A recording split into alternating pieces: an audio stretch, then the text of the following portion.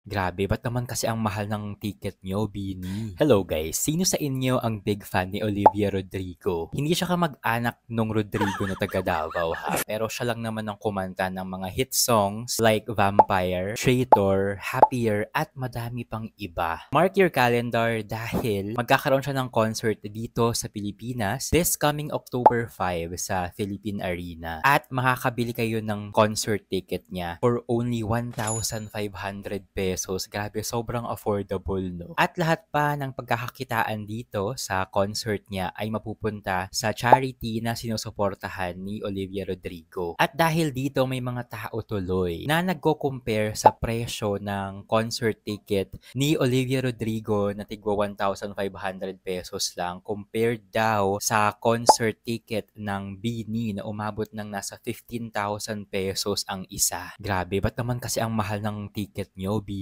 Pero feeling ko marami kasi ang BINI compared nga kay Olivia Rodrigo. So maraming members ang maghahati-hati sa pagkakakitaan ng concert nila. Kaya sobrang mahal ng kanilang BINIverse concert ticket. Kaya naman napapost tuloy si Tito Mar sa kanyang Facebook page. Nag-react siya sa post ni Olivia Rodrigo nga na magkakaroon siya ng concert, ganyan-ganyan.